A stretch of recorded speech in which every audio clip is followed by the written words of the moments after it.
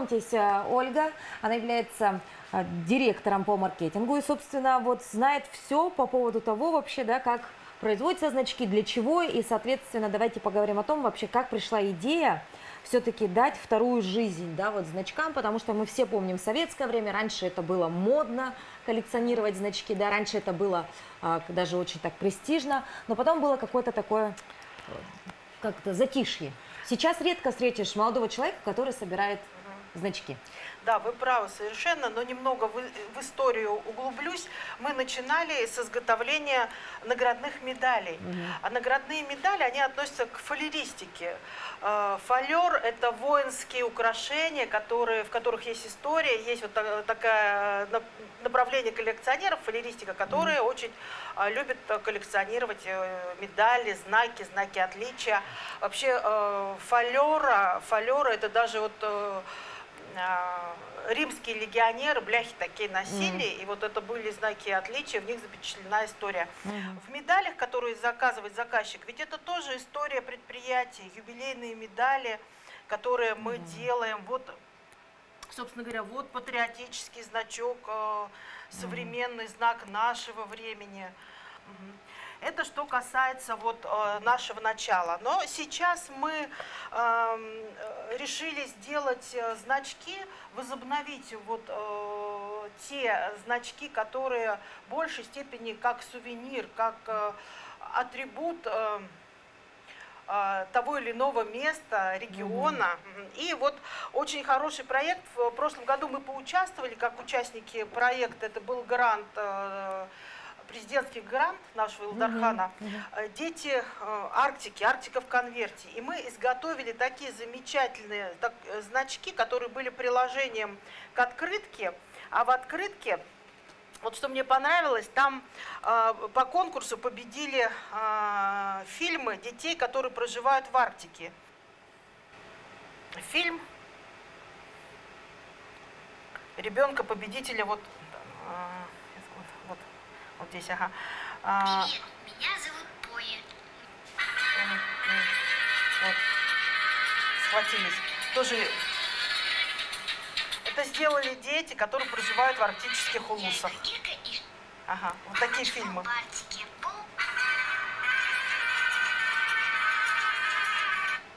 Потом посмотрите внимательно этот вот конкурсный фильм. На обратной стороне написано, кто победитель, чей это сюжет. Ага. Вот, Саркомов Айсен, Момский улус. Он победил, и ему вручили значок, на сайте его отметили. И вот здесь на сайте указано, что ребенок, который зайдет на сайт, он получит адрес ребенка из Арктики. И таким образом с ним познакомиться.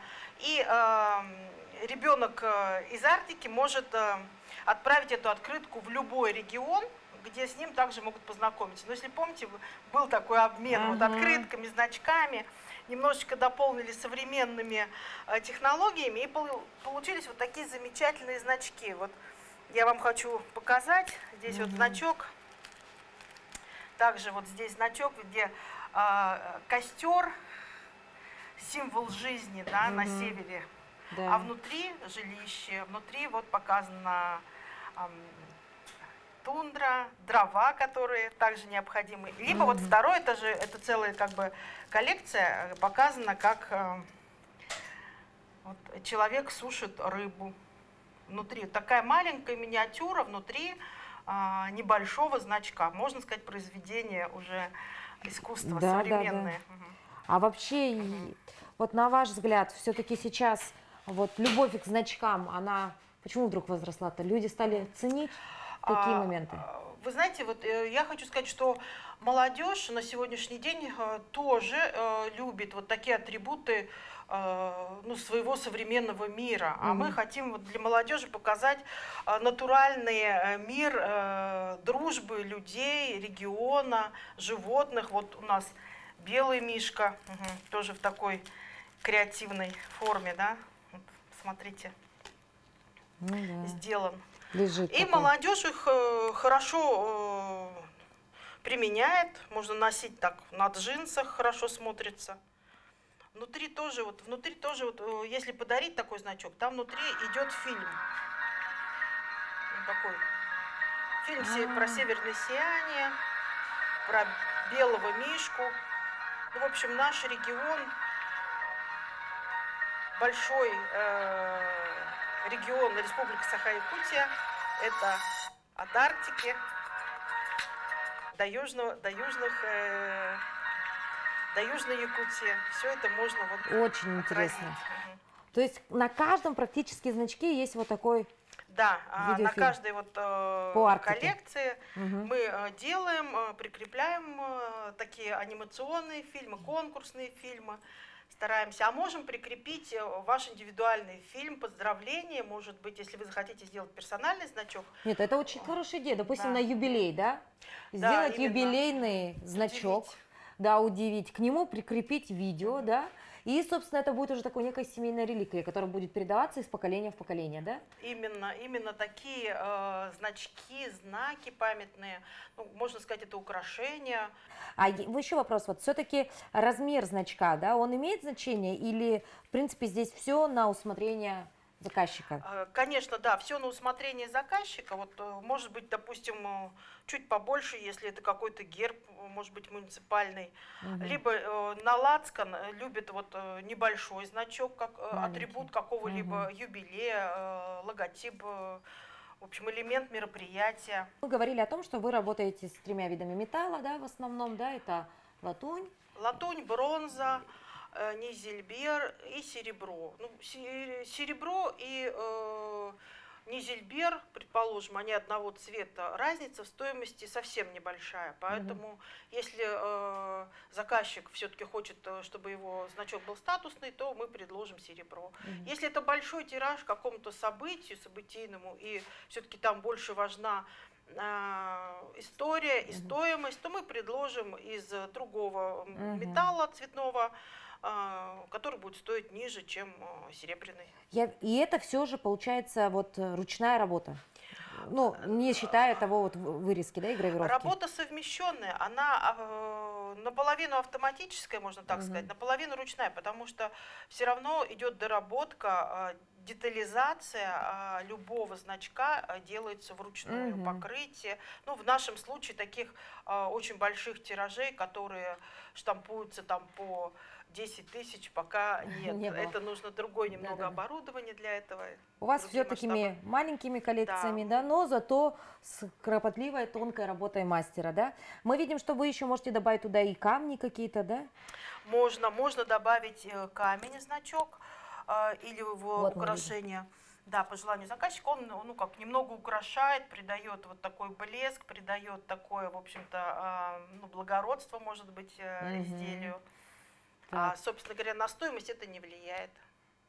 Ага, вот. Ну, если только заказчик закажет какой-то знак с бриллиантами, конечно, то бриллиант это символ Якутии, конечно, они стоят дороже, нежели простые. Хорошо, а в ближайших планах что вы еще хотели? Запустить, может, какую-то линейку, может быть, выйти на федеральный уровень? Вы знаете, да, мы хотели бы сделать больше изделий, которые служили бы людям как эмоциональный такой продукт. Ребенок может нарисовать маму, папу, вот любую какую-то картинку, и мы можем это запечатлеть в любом варианте. Это может быть значок, это может быть кулон, это может быть брелок. И таким образом это украшение останется на долгую память, когда он вырастет, ребенок, и сможет уже показать это украшение своим детям. Ну вот да, это очень продукт. интересная, да, идея, действительно, ну, как сохранить память о своем детстве, да, и, собственно, вновь опять передать это все из поколения в поколение, а почему нет, да? Ну, а вы сами коллекционировали когда-нибудь значки? Да, и сами понимаете, что вот в наше время был и октябрятский значок, комсомольский значок, ну а потом разные значки вот советского периода, они действительно были, ну, с историей такие значимые, там строительство БАМа, какие-то Олимпийские игры. олимпийские игры, ну и много разных мероприятий спортивных, знаков, значков, региональных, различного уровня. Но сейчас коллекционеры вот объединились в ассоциацию, и вот такие вот значки они коллекционируют. И то, что мы новые делаем, мы тоже отправляем в группу коллекционеров. А фотографию можно перенести на значок? Можно. Можно перенести фотографии. Вот наш специалист немного откорректирует, согласует с заказчиком. И можно показать это в виде либо памятного знака, если это, предположим, свадьба, юбилей, там будет изображение, фотография людей. Либо это будет там анимационный вариант, может быть, Да, заказчик захочет. Как мультяшка, как Да, шарж да, какой-то, да, да? да, Ну, да. забавный такой тоже, почему нет? Ведь это идея. Но самое главное, значок все-таки это память. Первый этап в изготовлении, казалось бы, простого значка, это, конечно же, разработка эскиза. Этим занимается целый коллектив. Обязательно, конечно же, есть работа художника. Но подробнее об этом нам расскажет мастер по изготовлению значков Петр. Здравствуйте. Добрый день. Расскажите, пожалуйста, вот чем занимаетесь вы и с чего все начинается, грубо говоря? Мы сначала выслушаем ваши пожелания, а потом совместно переводим это все в эскиз. После работы дизайнера уже начинаем непосредственно с металлом работать. А какой вид металла вы используете? Сертифицированный российский латунь, медь, низельберг. А можно посмотреть визуально, когда она вот чистая, как выглядит? Это у нас что? Это у нас медь, это у нас низельберг, это у нас латунь. Если говорить про ценовую политику, вот в этих трех, да, самая дорогая медаль будет из чего? Это будет зависеть от тиража и сложности эскиза. Ну, если вот в одном экземпляре захотелось сделать семейный такой, так сказать, значок, и хочу, чтобы он был самый дорогой и самый красивый, тогда нужно выбирать. Опять же, будет зависеть от инкрустации данного значка. Или это будет очень примитивно, или это будет сложно сочиненная конструкция в виде данного изделия. То есть, по сути, вот эта база, она, ну, особо значения не имеет, да? Нет, они одинаковые. Примерно, плюс-минус, да? На нулевом этапе они все одинаковые. Все одинаковые. А если говорить про качество, про прочность, про, допустим, какие-то показатели, ну, ржавеет, не ржавеет, то медаль... Будет зависеть от обработки окончательной. Мы будем его защитным слоем покрывать или будем чисто голым металле выдавать. То есть, по сути, для начала просто выбираешь Да, на выбор, на выбор. на выбор. Хорошо. Цвет остается всегда таким, да? Родной будет цвет. Дополнительно можем покрывать эмалями, горячего, холодного. Также лакировка. Ну, допустим, выбрала я, значит, хочу там из меди, к примеру, да? Вот хочу такой размер. Дальше в чем заключается ваша работа? Что вы делаете?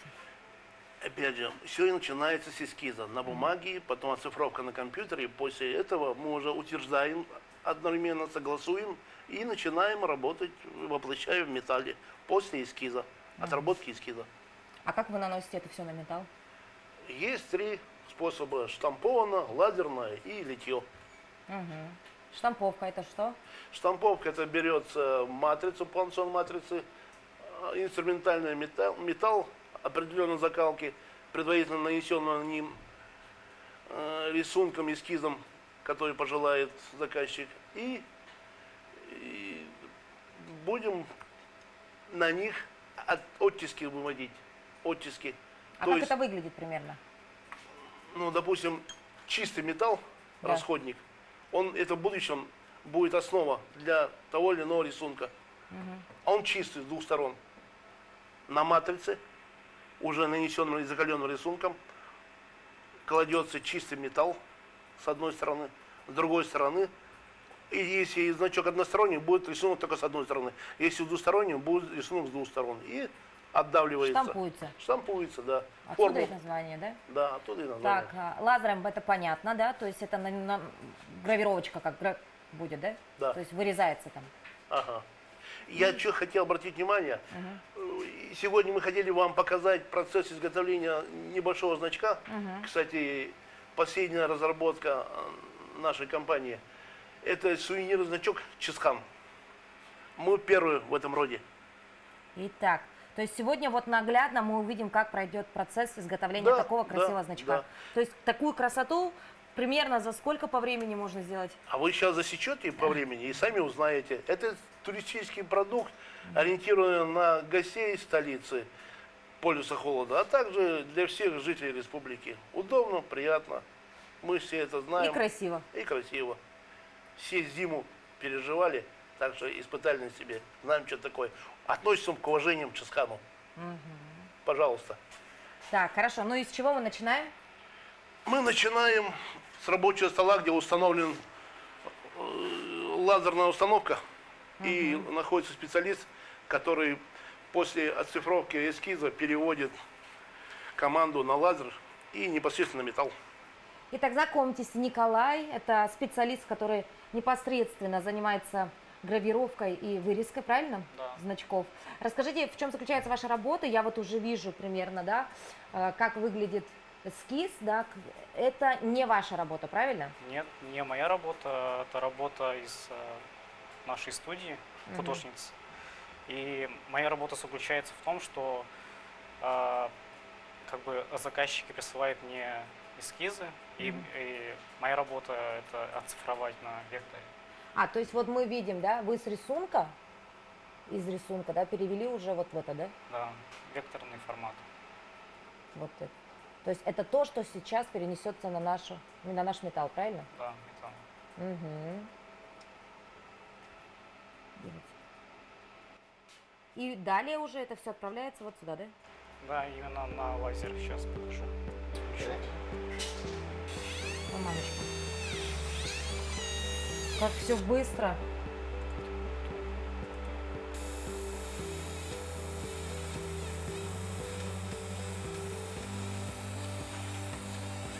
Я даже не понимаю. Очень все четко, быстро и ярко. Смотреть долго на это невозможно. Вот до чего дошли новые технологии, да?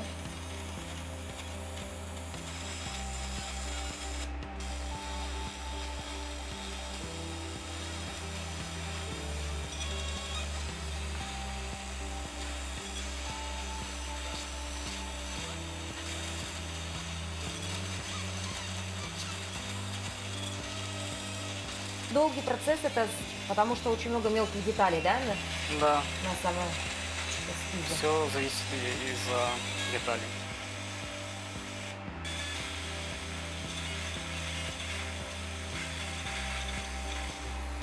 Это идет этап очистки от старой гравировки. Очень интересно. Обратите внимание, дорогие телезрители, буквально 5 минут. И из вот такой пластинки мы уже видим четкое изображение нашей картинки, да, то есть практически значок готов. И видны все малейшие детали, да, то есть мы видим даже узоры, вот этих, все мелкие узоры, которые есть у нас на эскизе, они все уже переведены на металл. Вот так выглядит значок. Мы Чингисхан. видим, да, Чингисхана, мы видим, смотрите, все мелкие детали, все есть в кадре. Вот. Ой, остро, да? Да нет. А как вырезаете это потом? Ну, режется же по контуру. Ну, он долго режется, где-то минут 10-5.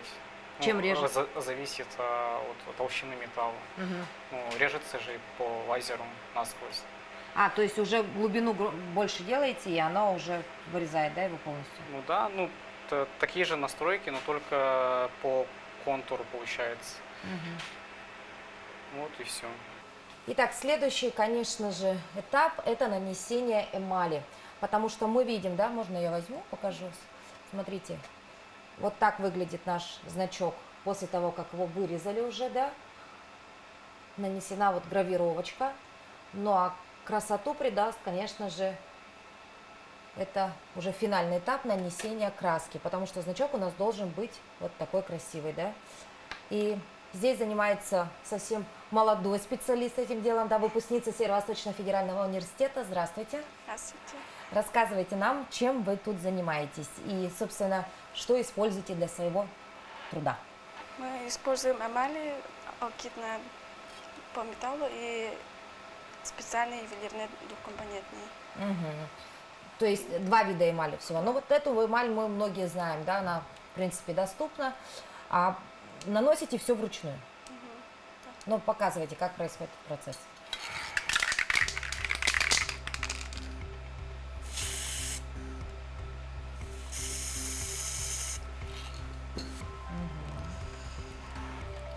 То есть вот так вот зубочисткой, да? Очень кропотливая работа, да, у вас?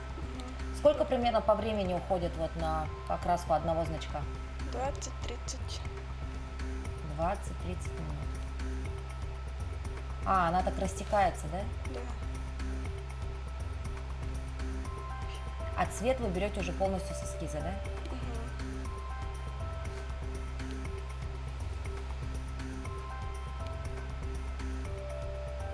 А что вы заканчивали?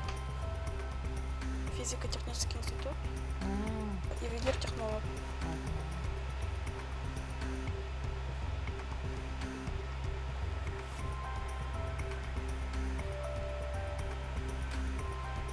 А эта эмаль, она стойкая? Да. То есть водой ее не смыть? Нет. А покрываете потом каким-то? Финишным топом. Чем? Топ. То есть лаком, да? Да.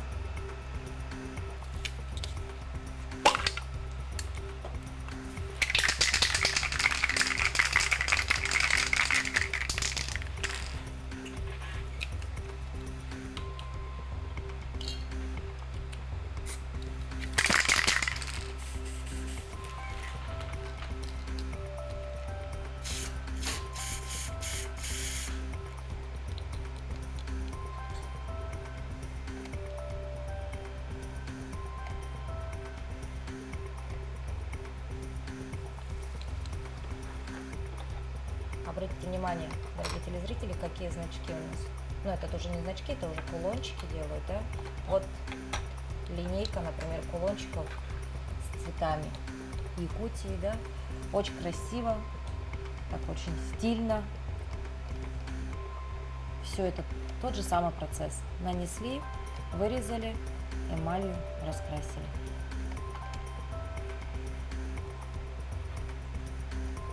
Здесь мы видим, смотрите, тоже значок с символом Якутии. Это якутская лошадь.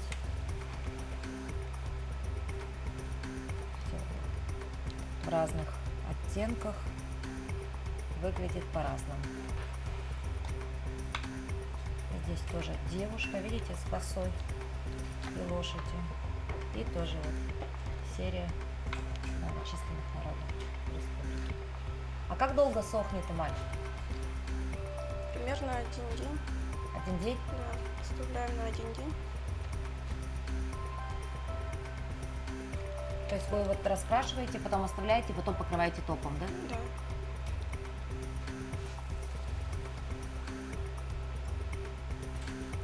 А если, допустим, какие-то погрешности стереть, это уже можно или нет? Можно ватными палочками. Это для снятия лака. Все просто, смотрите, то есть ватные палочки в работе, жидкость для снятия лака и зубочистки.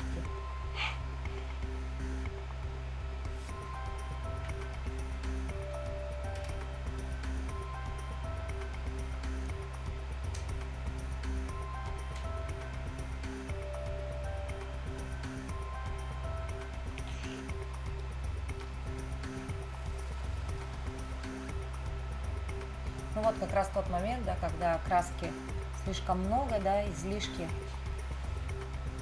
вытираем ватной палочкой и продолжаем процесс. Но очень много деталей, обратите внимание, сколько еще значков нужно сделать.